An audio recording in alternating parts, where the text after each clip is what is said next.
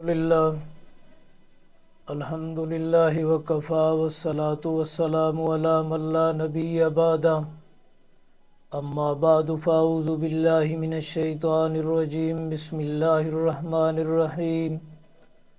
وَإِذْ قُلْنَا ادْخُلُوا هَٰذِهِ الْقَرْيَةَ فَكُلُوا مِنْهَا حَيْثُ شِئْتُمْ رَغَدًا وَادْخُلُوا الْبَابَ سُجَّدًا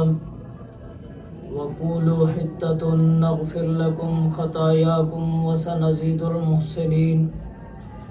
فَبَدَّلَ الَّذِينَ ظَلَمُوا قَوْلًا غَيْرَ الَّذِي قِيلَ لَهُمْ فَأَنزَلْنَا عَلَى الَّذِينَ ظَلَمُوا رِجْزًا مِّنَ السَّمَاءِ بِمَا كَانُوا يَفْسُقُونَ۔ اور جب ہم نے کہا تھا کہ اس بستی میں داخل ہو جاؤ، بس کھاؤ اس بستی کی چیزوں سے جہاں سے چاہو تم بے تکلفی سے، اور داخل ہونا دروازے کو سجدہ کرنے والے، اور کہو تم ہمارا سوال ہے کہ گناہ معاف کر دے، بخش دیں گے ہم تمہاری پہلی سب خطاؤں کو، اور مزید دیں گے ہم دل سے نیکی کرنے والوں کو۔ بس ظلم کرنے والوں نے جو انہیں بتایا گیا تھا اس کے خلاف کیا،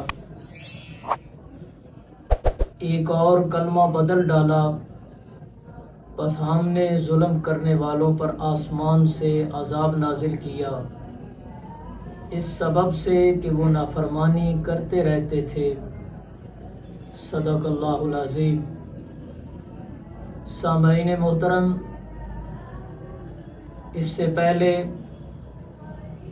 یہود کی دیہاتی زندگی کا تذکرہ تھا۔ اب ان آیات کریمہ کے اندر یہود کی قروی زندگی میں ناکامی کو اللہ تبارک و تعالی ذکر فرمائیں گے۔ میدان تی میں موسیٰ علیہ السلام کی وفات ہو گئی تو سیدنا یوشع علیہ السلام آپ کے جانشین مقرر ہوئے۔ تو سیدنا یوشع علیہ السلام نے نوجوانوں کی قیادت کرتے ہوئے قتال فی سبیل اللہ کے ذریعے بیت المقدس کو آزاد کرایا اور بنی اسرائیل کو داخلہ بیت المقدس کا حکم دیا، مگر اس شرط پر کہ بیت المقدس کے دروازے میں داخل ہوتے ہوئے سجدے کا تصور کرتے ہوئے داخل ہونا ہے، اور داخل ہو کر سجدہ بھی کرنا ہے، اور زبان سے بھی مغفرت کے کلمات ادا کرتے رہنا ہے، یعنی زبان بھی دل کی طرح اظہار تذلل کرتی رہے۔ جب یہ دونوں فریضے ادا کرو گے تو تمہارے گناہ بھی معاف ہو جائیں گے، اور محسنین کو مزید انعامات سے نوازا جائے گا۔ مگر بنی اسرائیل نے بدستور سابق نافرمانی کرتے ہوئے بجائے مغفرت طلب کرنے کے مسخری کے کلمات کہتے ہوئے سورینوں کے بل چلتے ہوئے داخل ہوئے، تو ان کے فسق کی بنا پر ان پر عذاب مسلط کیا گیا۔ تو اب ان آیات کریمہ کے اندر اللہ تبارک و تعالی نے قوم بنی اسرائیل کی اس سرکشی کا تذکرہ کیا ہے کہ حکم ان کو کیا ہوا، اور انہوں نے شریعت کے اس مسئلے کو مذاق سمجھ کر انہوں نے کیا کیا، تو ان کے اس مسخری یا اس مذاق کے اوپر اللہ تبارک و تعالی نے پھر آسمانوں سے عذاب نازل کیا۔ تو ان آیات کریمہ سے یہ بات پتہ چلتی ہے کہ شریعت میں تبدیلی یا شریعت میں انحراف کرنے والا ظالم ہوتا ہے، اور ظالم کے اوپر پھر اللہ تبارک و تعالی کا عذاب نازل ہوتا ہے۔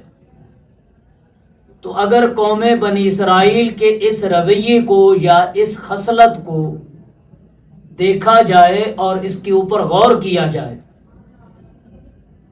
تو ہمیں یہ بات اچھی طرح سمجھ آ جائے گی کہ شب و روز کے اندر یا ہماری زندگی کے اندر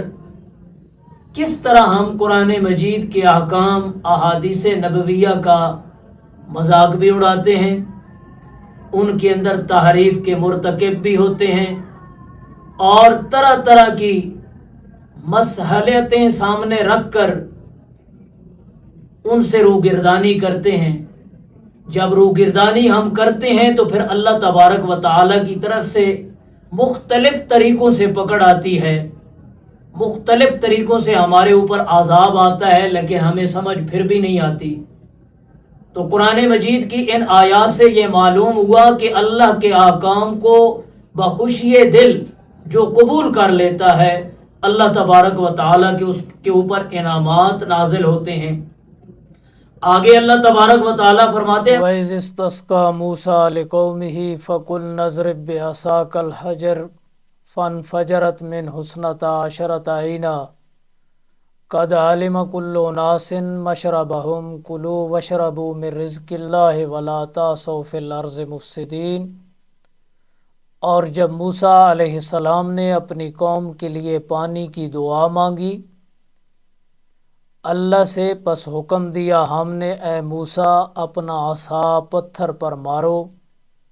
آپ نے لاٹھی ماری تو اس میں سے 12 چشمے پھوٹ پڑے۔ تحقیق جان لیا ہر قوم نے اپنے پانی پینے کی جگہ کو۔ حکم دیا ہم نے کھاؤ پیو اللہ کے دیے ہوئے رزق میں سے، اور زمین پر فسادی بن کر مت پھرو۔ سامعین محترم، اس کے ماقبل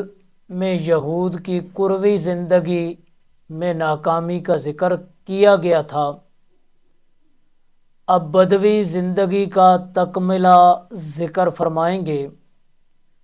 کہ میدان طی میں بنی اسرائیل کو جب پانی کی ضرورت پڑی تو سیدنا موسیٰ علیہ السلام کی خدمت میں بغرض مناجات حاضر ہوئے تو آپ نے اپنے رب کے حضور عاجزی کی۔ رب نے درخواست قبول کرتے ہوئے فرمایا کہ رب کا دیا ہوا رزق استعمال کرتے رہو۔ تو جس وقت موسیٰ علیہ السلام اللہ کے دربار کے اندر دعا کے لیے حاضر ہوئے، اپنی عاجزی ظاہر کی، رب نے درخواست قبول کرتے ہوئے فرمایا کہ فلاں پتھر پر اپنا عصا مبارک مارو۔ مارتے ہی پانی کے 12 چشمے جاری ہو گئے۔ تو اللہ تبارک و تعالی نے فرمایا رب کا دیا ہوا رزق استعمال کرتے رہو، مگر کسی قسم کا فساد برپا نہ کرو،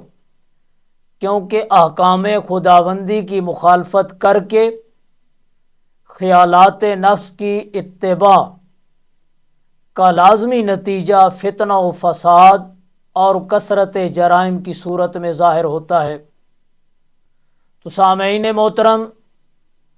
ان آیات کریمہ سے یہ بات معلوم ہوئی کہ اللہ کریم کے برگزیدہ پیغمبر سیدنا موسیٰ علیہ السلام کے عمل سے یہ معلوم ہوا کہ جب بھی کسی قسم کی کوئی مشکل پیش آئے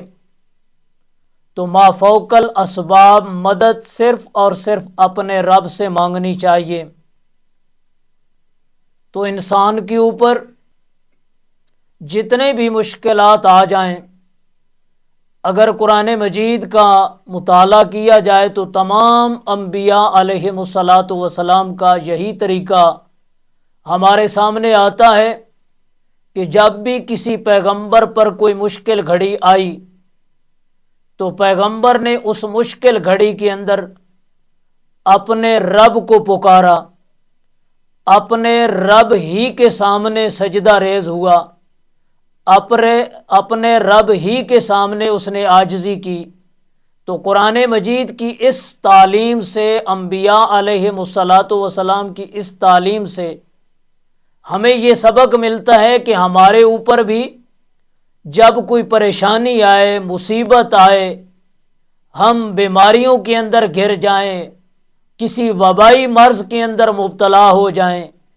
انفرادی طور پر مشکل کے اندر ہوں یا اجتماعی طور پر مشکل کے اندر ہوں، تو ہمیں اپنے رب کے دربار کے اندر دعا کرنی چاہیے اور اپنے گناہوں کی استغفار کرنی چاہیے۔ دوسری بات ان آیات کریمہ سے یہ معلوم ہوتی ہے، انفرادی اور اجتماعی امن اس وقت تک ممکن نہیں جب تک آدمی اپنے رب کے قانون کی پابندی نہیں کرتا، چاہے ہماری انفرادی زندگی ہو، گھر کی زندگی ہو، یا ہماری اجتماعی من حیث القوم اجتماعی زندگی ہو، تو اس زندگی کے اندر امن نہیں آ سکتا جب تک ہم اللہ تبارک و تعالیٰ کے قانون کی پابندی نہیں کریں گے۔ اگر اللہ کے قانون کی پابندی کریں گے، ہمارے گھر کے اندر بھی امن ہوگا، ہمارے ملک کے اندر بھی امن ہوگا، ہر طرف امن ہی امن ہوگا۔ لیکن یہ امن صرف اس وقت آ سکتا ہے جب رب کے قوانین کی پابندی ہو، قرآن مجید کے مطابق ہماری زندگی گزرے۔ تو دعا ہے کہ اللہ تبارک و تعالی ہمیں قرآن مجید کی سمجھ عطا فرمائے اور اس کے اوپر عمل کی توفیق عطا فرمائے۔ وما علینا الا البلاغ۔